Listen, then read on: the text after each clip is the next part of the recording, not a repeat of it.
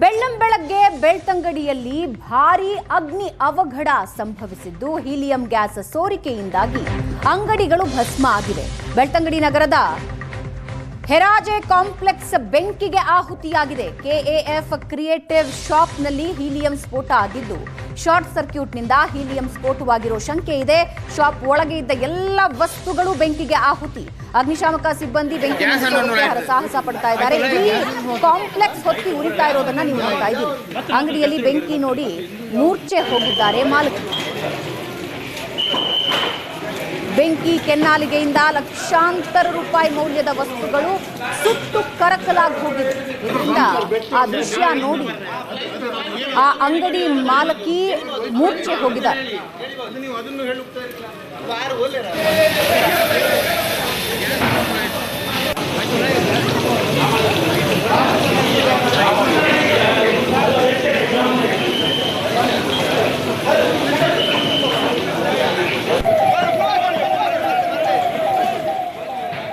ಇನ್ನಷ್ಟು ಡೀಟೇಲ್ಸ್ ಹಂಚಿಕೊಳ್ತಾರೆ ನಮ್ಮ ಪ್ರತಿನಿಧಿ ಭರತ್ ನಮ್ಮ ಜೊತೆ ಸಂಪರ್ಕದಲ್ಲಿದ್ದಾರೆ. ಭರತ್, ಶಾರ್ಟ್ ಸರ್ಕ್ಯೂಟ್ ನಿಂದಾನೇ ಈ ಘಟನೆ ನಡೆದಿರೋದು ಕನ್ಫರ್ಮ್. ಜೊತೆಗೆ ಓನರ್ ಹೇಗಿದ್ದಾರೆ ಈಗ?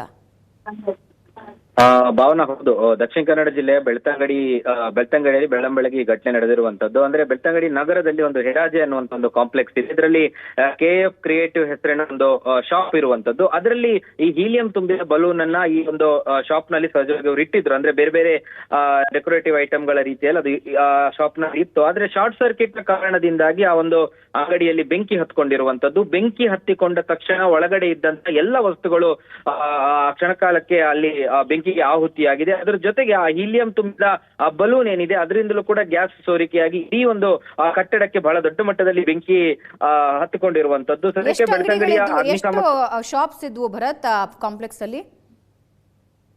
ಸದ್ಯಕ್ಕೆ ಮಾಹಿತಿ ಬಂದ ಪ್ರಕಾರ ಒಂದು 7-8 ಶಾಪ್ಗಳಿತ್ತು. ಆದ್ರೆ ಹೆಚ್ಚಿನ ಅವಘಡ ಆಗಿರುವಂತದ್ದು ಆ ಪರ್ಟಿಕ್ಯುಲರ್ ಏನ್ ಕೆಎಫ್ ಕ್ರಿಯೇಟಿವ್ ಅಂತ ಹೆಸರಿನ ಶಾಪ್ ಇದೆ ಅದಕ್ಕೆ ಹೆಚ್ಚು ಹಾನಿಯಾಗಿರುವಂತದ್ದು. ಇದನ್ನ ನೋಡಿ ಸ್ವತಃ ಅಂಗಡಿ ಮಾಲಕಿ ಕೂಡ ಘಟನೆಯಿಂದ ಮೂರ್ಛೆ ತಪ್ಪಿದ್ದಾರೆ. ಅವರನ್ನ ಅಲ್ಲಿನ ಬೆಳ್ತಂಗಡಿಯ ಸರ್ಕಾರಿ ಆಸ್ಪತ್ರೆಗೆ ದಾಖಲು ಮಾಡಿ ಚಿಕಿತ್ಸೆ ಕೊಡಿಸಲಾಗಿದೆ. ಸದ್ಯಕ್ಕೆ ಅವರು ಔಟ್ ಆಫ್ ಡೇಂಜರ್. ಆದ್ರೆ ಇಡೀ ಆವರಿಸಿರುವಂತಹ ಬೆಂಕಿಯನ್ನ ನಂದಿಸುವಲ್ಲಿ ಬೆಳ್ತಂಗಡಿ ಅಗ್ನಿಶಾಮಕ ದಳದ ಸಿಬ್ಬಂದಿಯ ಜೊತೆಗೆ ಅಲ್ಲಿನ ಸ್ಥಳೀಯರು ಕೂಡ ಬಹಳ ಕಾರ್ಯಾಚರಣೆಯನ್ನ ನಡೆಸಿರುವಂತದ್ದು. ಸದ್ಯಕ್ಕೆ ಬೆಂಕಿ ನಿಯಂತ್ರಣಕ್ಕೆ ಬಂದಿದೆ. ಆದ್ರೆ ಲಕ್ಷಾಂತರ ರೂಪಾಯಿ ಮೌಲ್ಯದ, ಅಂದ್ರೆ ಕೇವಲ ಕ್ರಿಯೇಟಿವ್ ಅಷ್ಟೇ ಅಲ್ಲದೆ ಅದರ ಅಕ್ಕಪಕ್ಕದಲ್ಲಿರುವಂತಹ ಅಂಗಡಿ ಸೇರಿದಂತೆ ಲಕ್ಷಾಂತರ ರೂಪಾಯಿ ಮೌಲ್ಯದ ವಸ್ತುಗಳು ಬೆಂಕಿಗೆ ಆಹುತಿಯಾಗಿರುವಂತದ್ದು. ಸಹಜವಾಗಿ ಹೀಲಿಯಂ ಬೆಲೂನ್ಗಳ ಬಗ್ಗೆ ಈ ಹಿಂದೆ ಕೂಡ ಅನೇಕ ಕಡೆಗಳಲ್ಲಿ ಇಂತಹ ಘಟನೆಗಳು ನಡೆದಿತ್ತು. ಅದರ ಜೊತೆಗೆ ಈ ರೀತಿ ಬೆಲೂನ್ಗಳಿಗೆ ಗಾಳಿಯನ್ನ ತುಂಬಿಸಿಡುವಂತದ್ದು, ಹೀಲಿಯಂ ಗ್ಯಾಸ್ಗಳನ್ನ ತುಂಬಿಸಿಡುವಂತದ್ದು ಕೂಡ ಬಹಳ ಅಪಾಯಕಾರಿ ಅನ್ನುವಂತ ಸೂಚನೆಗಳನ್ನ ಹಿಂದೆ ಕೂಡ ಕೊಡಲಾಗಿತ್ತು. ಆದ್ರೂ ಕೂಡ ಅನೇಕ ಕಡೆಗಳಲ್ಲಿ ಈ ರೀತಿಯ ನಿರ್ಲಕ್ಷ್ಯಗಳನ್ನು ಮಾಡಲಾಗ್ತಾ ಇದೆ. ಆದ್ರೆ ಶಾರ್ಟ್ ಸರ್ಕ್ಯೂಟ್ ಮತ್ತು ಈ ರೀತಿಯ ಅವಘಡಗಳಾದಂತ ಸಂದರ್ಭಗಳಲ್ಲಿ ಅದು ದೊಡ್ಡ ಮಟ್ಟದಲ್ಲಿ ಹಬ್ತಾ ಇರುವಂತದ್ದು ಕೂಡ ಕಾಣಬಹುದು. ಧನ್ಯವಾದ ಭರತ್.